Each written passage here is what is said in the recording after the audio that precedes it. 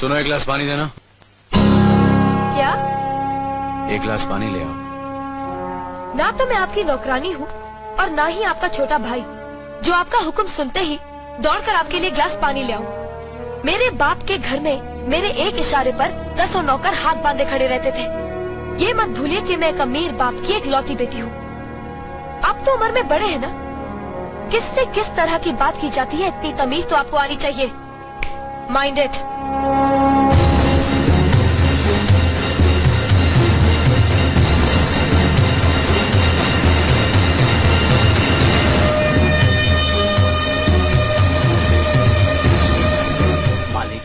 छोटी बहू की बात का बुरा मत मानना, नादान है, बच्ची है। गलती हमारी है मुनीम जी। हमने ऐसी लड़की को काम करने को कहा जिसे काम करने की आदत ही नहीं है। बड़े भैया पानी। नकुल, वो ट्रैक्टर रिपेयर करवा लिया ना? जी करवा दिया।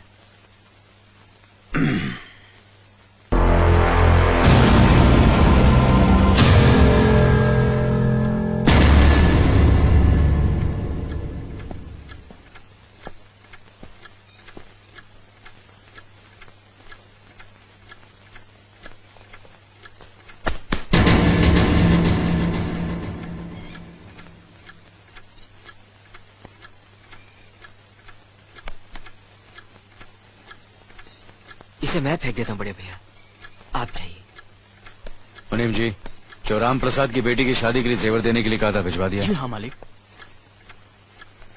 शहर में रहकर यही बदतमीजी और ओछी हरकतें सीखी आपने? अपने से बड़ों का लिहाज करना नहीं आता आपको? किससे कह रहे हो तुम? आपसे कह रहा हूँ। औरत पैदा हुई है तो औरत की तरह रहना सीखे। मीना। नकुल, तुम अंदर जाओ।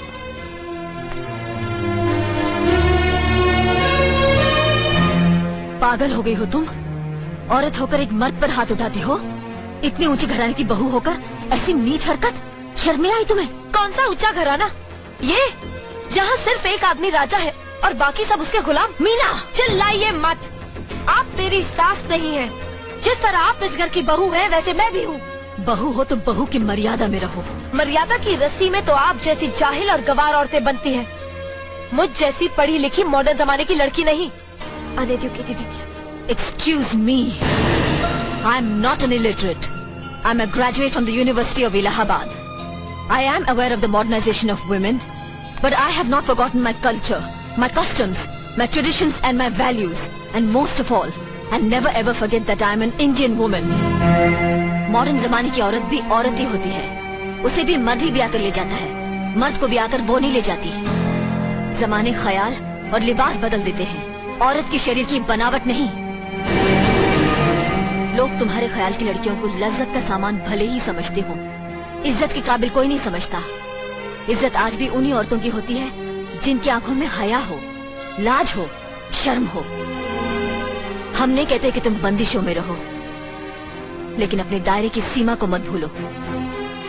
लड़की जब अपने माँ बाप के घर होती है तब उसके कांधों पर अपने ही घर की इज्जत का बोझ होता है, लेकिन जब वो बहू बनकर ससुराल जाती है तब उसके कांधों पर एक नहीं 2 परिवारों की इज्जत का बोझ होता है। आज जिस तरह तुमने नकुल को तमाचा मारा है, अगर उसी तरह उसका भी हाथ उठ जाता तो तुम्हारी क्या इज्जत रह जाती? कभी सोचा तुमने? क्या बात है मीना?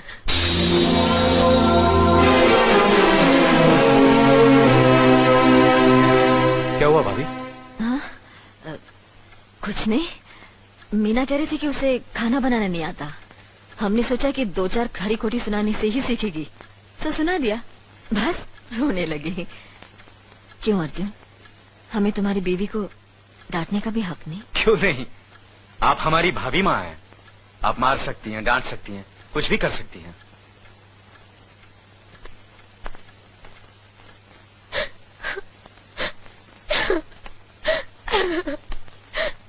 मैंने भूल की जो मैं इन लोगों के बीच आ गई। मेरी तो इस घर में कोई इज्जत ही नहीं है। जब देखो तो सब मेरी इंसल्ट करते रहते हैं। मैं कब से रो रही हूँ, तुम पूछ भी नहीं रहे हो कि मैं क्यों रो रही हूँ। बेकार हो रही है तो कौन पूछेगा? अच्छा, तो मैं तुम्हारे लिए और इस घर के लिए बेकार हो गई हूँ। अरे बेकार तो तुम हो गए अपने परिवार के बीच में रहकर। मैं कब से बोले जा रही हूँ और तुम हो के सुन ही नहीं रहे हो। इंसान की चीख सुनकर लोग शुभ अशुभ का विचार करते हैं, लेकिन जब मेंढकी को जुकाम होता है उसकी चीख की कोई परवाह नहीं करता। ये मत भूलो कि जब मेंढकी चिल्लाती है तो आंधी और तूफान आते हैं। आंधी और तूफान आएंगे तो उसका नतीजा तुम्हें ही भुगतना पड़ेगा। तो फिर ठीक है, अब मैं तुम्हारे साथ तब भी रहूंगी जब तुम मेरे साथ मेरे डैडी के घर रहोगे।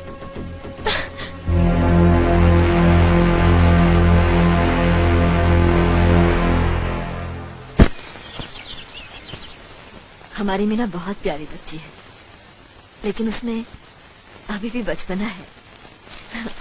हमारे तौर तरीकों को नहीं जानते है ना, लेकिन आस्ता आस्ता हम उसे सब सिखा देंगे।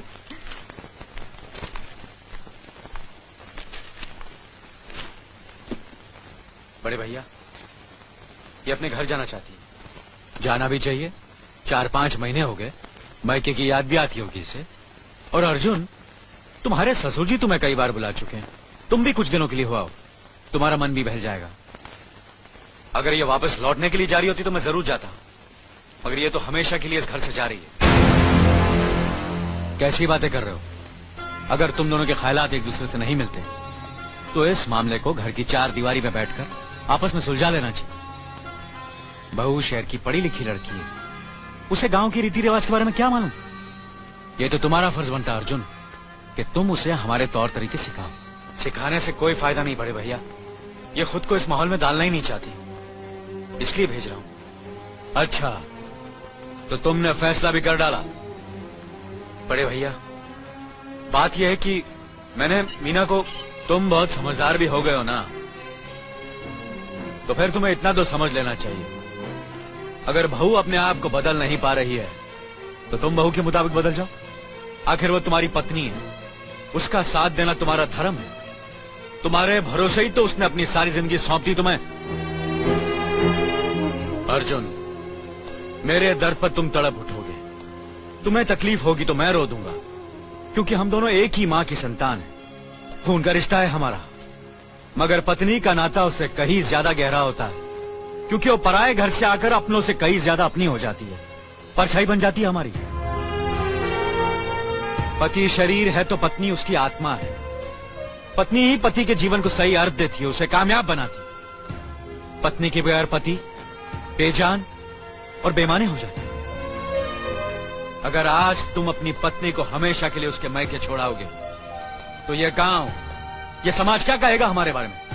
जरा सोचो अर्जुन, न्याय के सिंहासन पर बैठकर जो लोगों के अच्छे बुरे का फैसला करता है, अगर उसी के घर में नाइंसाफी होगी तो लोग हंसेंगे हम पर, किसी को मुंह दिखाने के काबिल नहीं रहेंगे हम। बड़े भैया, मुझसे भूल हो गई, मुझे माफ कर दीजिए। मुनीम जी। जी मालिक। जायदाद के दस्तावेज लाइए। जी अभी लाया। बहू, पति ही पत्नी की असली शक्ति होती है। हमारे पुरखों ने कुल धर्म पत्नी के बारे में कहा है, जो पति के काम में उसकी मददगार हो, उसे अच्छी सलाह दे, जो दासी की तरह उसकी सेवा करे, मां की तरह उसे खिलाए पिलाए, लक्ष्मी का रूप और धरती की तरह उसमें सहन शक्ति हो, वही आदर्श पत्नी होती है।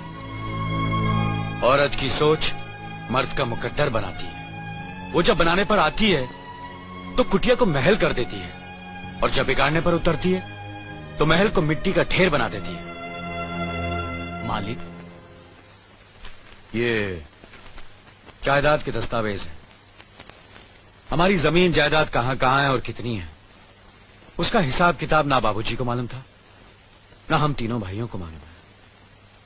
बहू, तुम पढ़ी लिखी हो, आज से इसका हिसाब किताब तुम देखोगी। लक्ष्मी जी। अपनी चाबियों का गुच्छा और ये कागजात बहू को दे दो।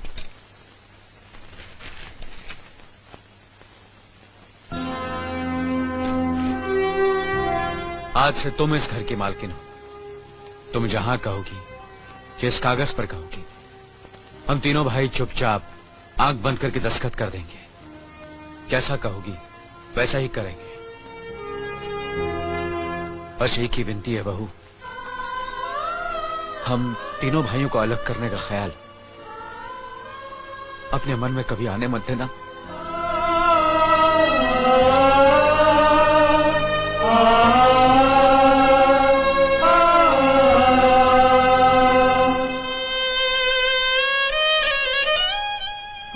किया तुमने बहू, बहुत अच्छा किया। इनकी आंखों में आंसू देखने की हमने सपने में भी उम्मीद नहीं की थी, लेकिन तुमने हमें दिखा दिया। बहुत अच्छा किया तुमने, बहुत अच्छा किया।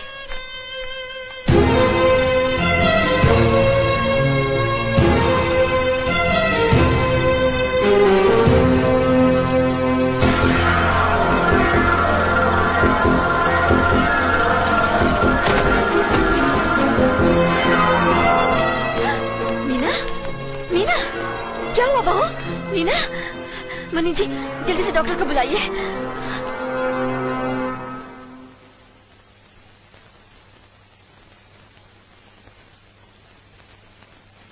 घबराने की कोई बात नहीं, ये माँ बनने वाली है।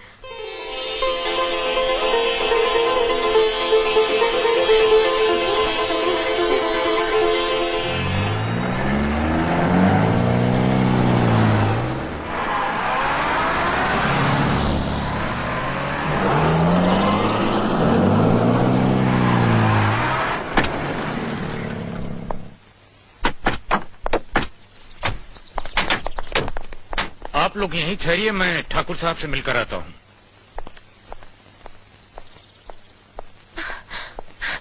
डैडी, डैडी, कैसी हो बेटी?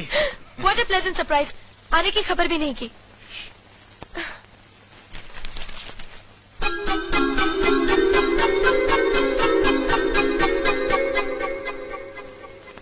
ठाकुर साहब, पाए लागू। समधी जी, आप अचानक यहाँ कैसे? तशरीफ रखिए, बैठिए ना। आपके बराबर बैठने की मैंने कभी गुस्ताखी नहीं की, तो आज कैसे करूंगा? बहुत दिनों बाद हम लोग मिल रहे हैं। कहिए, आपका कारोबार कैसे चल रहा है? आपकी कृपा और आशीर्वाद से ठीक ही चल रहा है। दिल्ली में इंडस्ट्रीज मिनिस्टर के साथ कब की अपॉइंटमेंट ली है? कल सुबह 11 बजे सर। इनकम टैक्स केस का? वकील ने कहा है कि 15 तारीख की हियरिंग में मामला क्लियर हो जाएगा। आज एक्सपोर्ट का माल जापान के लिए जहाज से रवाना हो जाएगा ना? जी हाँ सर। नमस्ते ठाकुर साहब। नमस्ते नमस्ते नमस्ते। अरे दीनानाथ जी, आप लोगों ने यहाँ आने की तकलीफ क्यों की? मैं आपकी संस्था के लिए गवर्नर साहब से बात कर चुका हूँ, आपका काम हो जाएगा। धन्यवाद, बहुत बहुत। अरे गोपीनाथ जी, होम मिनिस्टर ने वादा किया कि आपके भाई का ट्रांसफर जल्दी ही हो जाएगा। Thank you sir. Daddy, good morning daddy. Good morning my child. आप कहीं जा रहे हैं क्या? हाँ बेटी, एक जरूरी काम से दिल्ली जा रहा हूँ, अपना ख्याल रखना। ओके। Okay, bye. पास में ही फैक्ट्री के लिए जमीन देखने आया था, सोचा आपके दर्शन करता चलूं। अब इजाजत दीजिए। इतनी जल्दी कैसे जा सकते हैं आप? भोजन तो करते जाइए। माफ कीजिए, आप तो जानते ही हैं, बाप बेटी के घर का खाना तो क्या, पानी भी नहीं पी सकता। शहर में रहकर भी अभी भी आप इन बातों को मानते हैं? शहर में रहूं या गांव में, मैं अपनी परंपरा और संस्कार कैसे भूल सकता हूं? आखिर मैंने इसी मिट्टी में जन्म लिया है। अच्छा, चलता हूं। अजी, कम से कम बेटी से मिलकर उसकी कुशलता तो पूछ लीजिए। ये क्या कह रहे हैं आप? मैं इतना ऊंचा नहीं हूं कि अपनी बेटी की कुशलता पूछकर आपका अपमान करूं। ठाकुर साहब, ये तो मेरी बेटी का सौभाग्य है कि वो इस मंदिर जैसे पवित्र घर में बहू बनकर आई, और फिर आपकी छत्र छाया में तो वो कुशल हो गई है। राम राम। राम राम। बेटे, जिस तरह तुम मैके में चहकाती रही हो ना, वैसे ही अपनी ससुराल को भी महकाती रहना। जी।